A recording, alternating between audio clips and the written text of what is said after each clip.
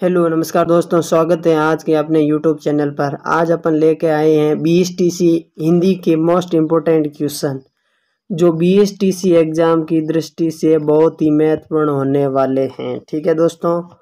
और हाँ, एक महत्वपूर्ण सूचना, अभी तक हमारे बीएसटीसी ऑनलाइन टेस्ट सीरीज ने आपको ज्वाइन नहीं किया है तो जल्दी से ज्वाइन कर सकते हैं और अपनी तैयारी को और मजबूत बना सकते हैं।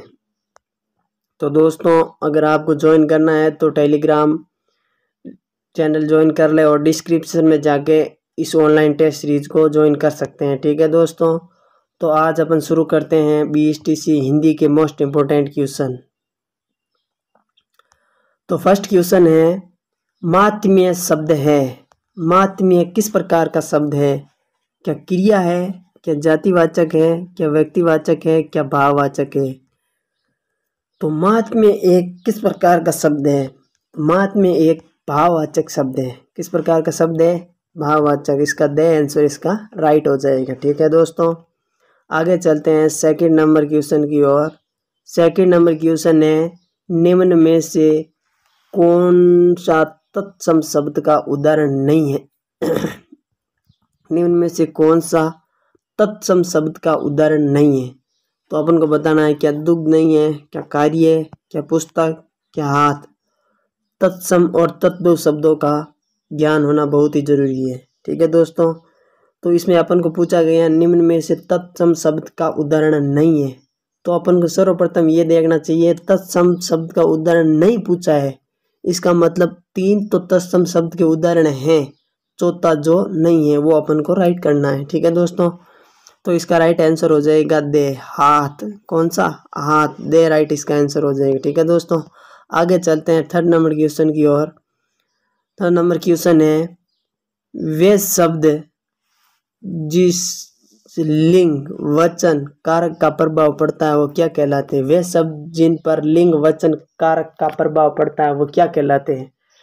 तो क्या उसे विकारी शब्द कहते हैं, क्या उसे अविकारी शब्द कहते हैं, क्या यौगिक शब्द कहते हैं, क्या योगरूढ़ शब्द कहते हैं? तो वे किस प्रकार के शब्द होते हैं जिस पर लिंग वचन और कारक का प्रभाव पड़ता है उसे क्या कहते हैं? तो उसे क्या कहेंगे? विकारी शब्द कहेंगे। क्या कहेंगे? विकारी शब्द कहेंगे। ठीक है दोस्तों, इसका ए आंसर इसका राइट हो जाएगा। हाँ, एक दोस्तों, अगर आपने कमेंट सेक्शन के अंदर ज़रूर बताना कि ये 15 क्वेश्चन में से आपके कितने क्वेश्चन राइट हो रहे हैं। अगर आपके 15 में से 10 प्लस भी राइट हो रहे हैं ना, तो आपके बीएसटीसी में बहुत अच्छा स्कोर होने वाला है और निश्चित ही आपकी एक सीट फिक्स होगी। ठीक है दोस्तों। तो चलते हैं अगले फोर्थ नंबर क्वेश्चन की ओर। फोर्थ नंबर क्वेश्चन है, अनुकूल का विलोम शब्द है। अनुकूल का क्या विलोम है? अनुकूल का विलोम बताना है। विलोम शब्द और संधि में से हर बार 1 ने 2 क्वेश्चन जरूर आते हैं। किसी भी कंपटीशन एग्जाम के अंदर 1 ने 2 क्वेश्चन आते ही आते हैं। ठीक है दोस्तों। तो अपन को पूछा गया है अनुकूल का विलोम। अनुकूल का विलोम क्या है? अनुकूल का प्रतिलोम, प्रतिकूल, अनुकूल, एकूल, अनुकूल। तो इसका राइट आंसर कौन सा हो गया दोस्तों? तो इसका राइट आंसर हो जाएगा अनुकूल, यानी अनुकूल का विपरीत क्या हो जाएगा? विलोम क्या हो जाएगा? प्रतिकूल। इसका ए आंसर इसका राइट आंसर हो जाएगा। ठीक है दोस्तों, आगे चलते हैं अपन 5 नंबर क्वेश्चन की ओर।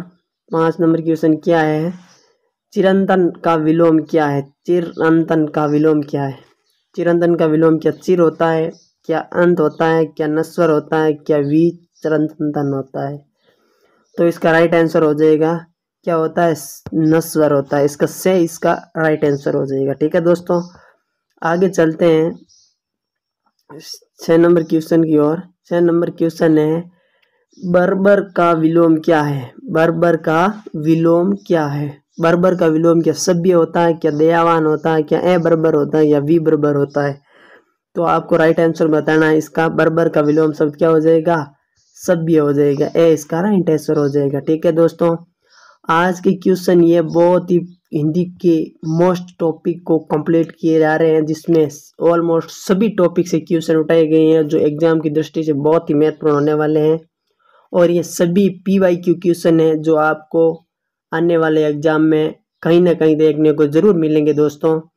तो चलते हैं 7वें नंबर क्वेश्चन की ओर। 7वां नंबर क्वेश्चन है, तत्पुरुष समास में प्रधान पद किसे माना जाता है? तत्पुरुष समास में प्रधान पद किसे कहा जाता है? तो इसमें क्या प्रधान पद पूर्व पद को कहा जाता है, क्या उत्तर पद को कहा जाता है, क्या उभय को होता है, या अन्य सभी को कहा जाता है? तो इसमें अपन को बताना है तत्पुरुष समास के अंदर प्रधान पद कौन सा होता है। तो हम सभी को पता ही है तत्पुरुष समास के अंदर जो प्रधान पद होता है वो होता है उत्तर पद, हमेशा प्रधान पद होता है। तो इसका राइट आंसर कौन सा हो जाएगा? बे इसका राइट आंसर हो जाएगा। ठीक है दोस्तों, आगे चलते हैं 8 नंबर क्वेश्चन की ओर। 8 नंबर क्वेश्चन है, मनोबल में संधि कौन सी है? मनोबल में संधि है तो संधि में से एक और इम्पोर्टेंट चीज, संधि में से 2 क्वेश्चन तो किसी भी एग्जाम में आते हैं, कंपटीशन में तो 3 और 4 भी आ सकते हैं कभी कभी। तो निश्चित ही और संधि हमेशा हिंदी के मेन आधार होती है। ठीक है दोस्तों, और संधि में से क्वेश्चन बार बार आते हैं। ठीक है, आगे चलते हैं। इसमें कौन सी है? विसर्ग संधि है, या दीर्घ संधि है, या गुण संधि है, या यण संधि है? तो इसका राइट आंसर बताना है। तो इसका राइट आंसर हो जाएगा ऑप्शन नंबर ए, यानी विसर्ग संधि। ठीक है दोस्तों, आगे चलते हैं 9वां नंबर क्वेश्चन की ओर। 9वां नंबर क्वेश्चन है, पुस्तकालय में संधि है। पुस्तकालय में किस प्रकार की संधि है? तो क्या गुण संधि है, क्या दीर्घ संधि है, या यण संधि है, या वृद्धि संधि है? पुस्तकालय में, पुस्तकालय मतलब जहाँ पुस्तकों का, पुस्तक प्लस आलय, पुस्तकालय, जहाँ पुस्तकों को रखने का स्थान क्या कहलाता है? पुस्तकालय। तो अपन को बताना है इसके अंदर कौन सी संधि होगी। तो इसके अंदर कौन सी संधि होगी दोस्तों? तो इसके अंदर संधि होगी दीर्घ संधि। बी ऑप्शन इसका राइट आंसर हो जाएगा। ठीक है दोस्तों, आगे चलते हैं 10 नंबर क्वेश्चन की ओर। 10 नंबर क्वेश्चन है, सही विकल्प का चयन करो। तो अपन को इसके अंदर सही विकल्प का चयन करना है। जो 3 ऑप्शन है वो गलत लिखे गए हैं, एक ऑप्शन है वो सही लिखा गया है। तो अपन को बताना है किस प्रकार का जो शब्द है वो सही लिखा गया है। तो इसके अंदर अपन को देखना है, जो ये ज्योत्सना यही सही लिखा हुआ है, क्या ये ज्योत्योत्सना ये सही लिखा है, या ज्योत्सना ये सही लिखा है, या ज्योत्योत्सना ये सही लिखा गया है। तो इसके अंदर अपन को देखना है, ये तो अपन को देखते ही, और हिंदी का जब तक अपन को संधि का ज्ञान नहीं होगा तब तक अपन सही वर्ड को और सही वर्ड कभी नहीं लिख सकते और कभी पहचान नहीं सकते। तो हिंदी का, जिसमें हिंदी के संधि का ज्ञान होना बहुत ही जरूरी है। तो अगर आपको संधि के और भी क्वेश्चन चाहिए तो आपने कमेंट बॉक्स के अंदर जरूर बताना कि संधि के और क्वेश्चन चाहिए। तो ठीक है दोस्तों, इसके अंदर राइट कौन सा हो जाएगा? इसका सी ऑप्शन इसका राइट हो जाएगा, ये इसका राइट आंसर है। ठीक है दोस्तों, आगे चलते हैं 11 नंबर क्वेश्चन की ओर।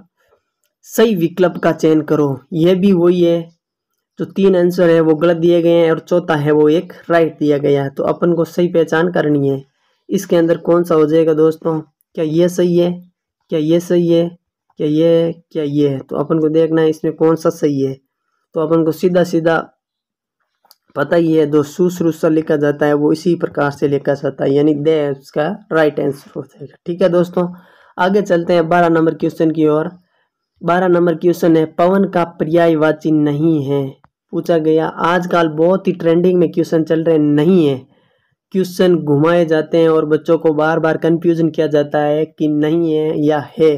तो अपन को क्वेश्चन को बहुत अच्छे तरीके से पढ़ना है कि क्वेश्चन में वास्तव में पूछना क्या चाह रहा है। पवन का पर्याय नहीं है, यानी 3 तो पर्याय है और चौथा नहीं है, वो पूछा गया है।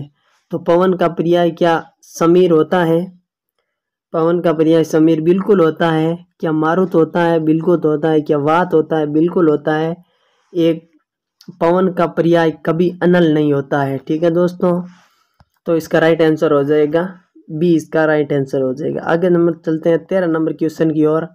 13 नंबर क्वेश्चन है, हाथ से लिखी हुई पुस्तक वाक्यांश के लिए शब्द के लिए एक शब्द क्या होगा? अनेक अर्थ के अंदर एक अर्थ बताना अपन को। इसे क्या कहा जाता है? हाथ से लिखी हुई पुस्तक, उसे क्या कहा जाता है? उसे पार्श्विक कहा जाता है, या पांडुलिपि कहा जाता है, या परक्या कहलाता है, या प्रणतपाल कहलाता है? इसके अंदर आपको सही बताना है। इसके अंदर कौन सा राइट हो जाएगा? क्या कहलाता है? डी इसका राइट आंसर हो जाएगा, यानी प्रणतपाल कहा जाता है। ठीक है, आगे चलते हैं 14 नंबर क्वेश्चन की ओर।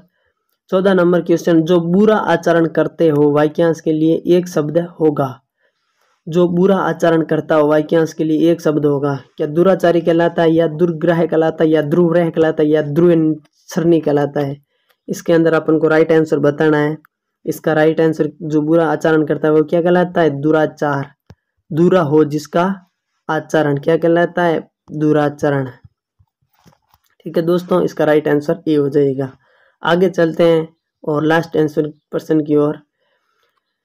जिसके कठिनाई से जाना जा सके वाक्यांश के लिए एक शब्द बताना है। जिससे से जाना जा सके वाक्यांश के लिए एक शब्द कौन सा होगा, दुर्बोध, दुस्साध्य, दुर्भिज्ञ या दुर्ज्ञ। तो इसके अंदर राइट आंसर कौन सा हो जाएगा, तो इसके अंदर राइट आंसर हो जाएगा ऑप्शन नंबर डी यानी दुर्ज्ञ। तो दोस्तों कैसा लगा हमारे ये हिंदी के 15 मोस्ट इंपॉर्टेंट क्वेश्चन। अगर अभी तक हमारे चैनल को लाइक शेयर एंड सब्सक्राइब नहीं किया तो जल्दी से कर दें, और हिंदी के मोस्ट इंपॉर्टेंट क्वेश्चन और ही मिलते रहेंगे। और आप बता देना आपको और क्वेश्चन किस प्रकार चाहिए, और हमारे ऑनलाइन टेस्ट सीरीज को ज्वाइन जरूर करना और अपनी तैयारी को और ज़्यादा मजबूत बना सकते हैं। और बहुत ही सिलेक्टेड क्वेश्चन और एग्जाम की दृष्टि महत्वपूर्ण क्वेश्चन की हमने सीरीज चला रखी है। ठीक है दोस्तों, और कमेंट सेक्शन के अंदर जरूर बताना कि आपके कितने क्वेश्चन सही बैठ रहे हैं। ठीक है दोस्तों, अगर आपके 10+ भी क्वेश्चन सही हो रहे हैं ना, तो आप निश्चित ही आपकी एक सीट कोई नहीं रोक सकता दोस्तों। ठीक है दोस्तों, okay, all the best, thank you so much.